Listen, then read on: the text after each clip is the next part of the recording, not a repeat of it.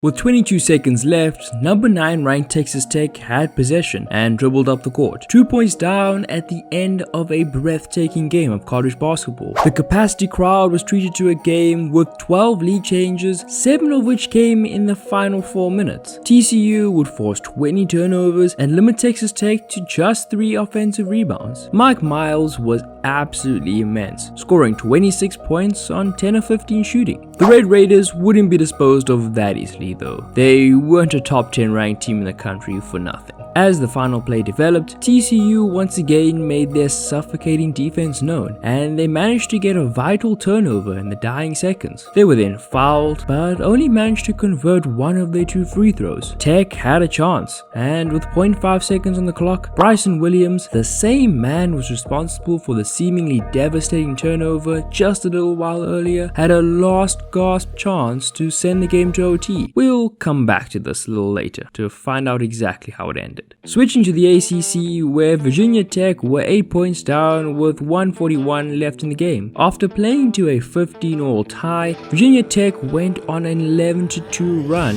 that was triggered by a 3-pointer and layup by Darius Maddox. At the final media timeout of the first half, Tech led 26-17. However, Miami scored 18 points in the final 4 minutes, including an 11-2 run of their own in the last 2 minutes of the first half. Things pretty much stayed level until the final 10 minutes, when the Canes got a bit of breathing room for the first time in the game. Tech would claw things back to get within 4 with just over 20 seconds left. With 17 seconds left on the clock, Sean Pedula drove to the basket and finished, putting the ball back in Miami's possession. Hunter Couture deflected the Canes' inbounds pass, which landed in the hands of Maddox. The sophomore stepped back and released a 3-pointer over an incoming Miami defender. Swish. The bucket gave the Hokies a 1-point lead with 10 seconds left, and Tech's defense stood strong, clinching the victory. Sticking in the ACC, where Armaan Franklin scored what for all the world looked like a dramatic game-winning basket for the Cavaliers to put them ahead of Florida State 63-61 with 0.4 seconds showing. The officials then looked at the replay and reset the clock to 1 second. Earlier, Virginia led Florida State by 9 points with just over 2 minutes remaining, and it appeared that the Cavaliers were well on their way to a win on senior night. Matthew Cleveland had other ideas though. FSU put together a late comeback behind 10 points from Cleveland in the final 2 minutes of play. Cleveland then tied the game at 61-all with a driving lefty layup with 6.3 seconds remaining. Armaan Franklin then raced up the floor and knocked down a clutch jumper from the free throw line that appeared to be the game winner, as it put UVA back up by 2 points with just 1 second left on the clock. Harrison Prieto, a graduate student pursuing a master's degree in meteorology, threw a one-handed pass down the floor to Cleveland, who put up a deep fadeaway 3-pointer over Franklin. The buzzer sounded as the ball arced through the air and went into the basket. Florida State 64, Virginia 63. Listen, it wouldn't be a video about the craziness of college basketball without a mention of John Calipari and Kentucky. They faced Eric Musselman's Arkansas Razorbacks, who got 30 points from J.D. Notae and a big second half contribution from Jalen Williams to rally from an early 13-point deficit. This game would have 17 lead changes in all. Jalen Williams would hit a jumper to give Kansas the lead with 1 minute 22 remaining, and then knock down a pair of free throws with 36 seconds remaining to put the Razorbacks ahead 73-70. Kentucky's Keon Brooks Jr. missed a 3-point attempt that would have tied the game with 23 seconds left. Arkansas were then able to hit 3 free throws from 2 subsequent fouls, and Ty Washington's late buzzer-beating 3 proved to be too little, too late. Number 6 Kentucky were upset at Bud Walton Arena. While we're in the SEC, let's talk about this Auburn-Tennessee game. Number 3 Auburn blew an 11-point second-half lead against number 17 Tennessee and could not complete a late comeback, falling 67-62. Tennessee would mash the Tigers 54-31 in rebounding and hold them to no field goals for more than 8 minutes in the second half. This loss was despite Auburn having top 3 draft pick Jabari Smith Jr. and Naismith Defensive Player of the Year Walker Kessler. Also, there's some history between Bruce Pearl, Auburn's head coach, and the Tennessee men's basketball program that I have to talk about at some point. The upsets kept coming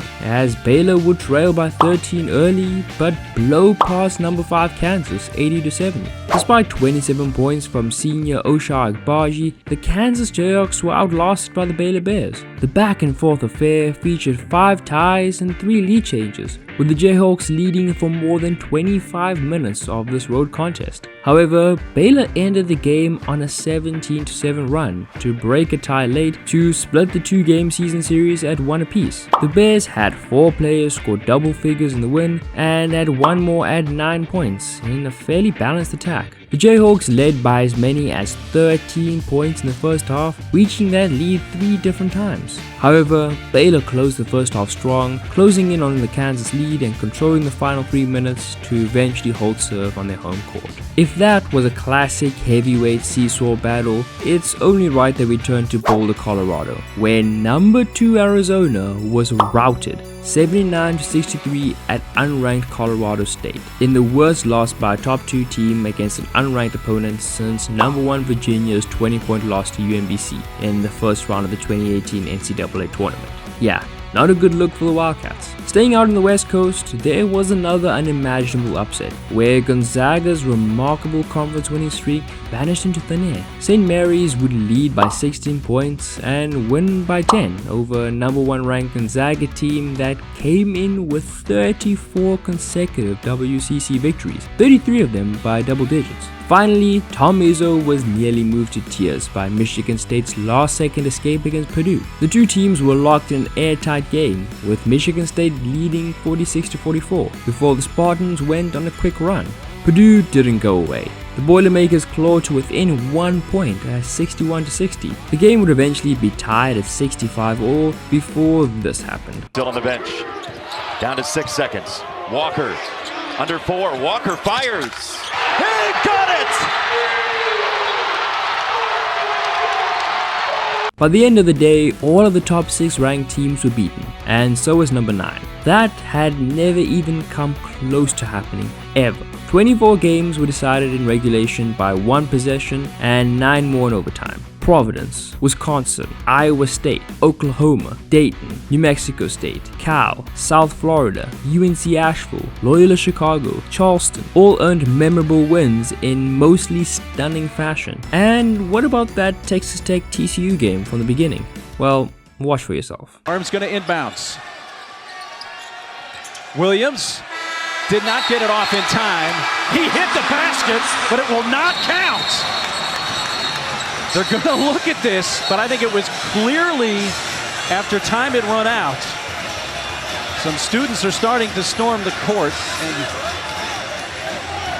and in real time, it definitely looked like it was late.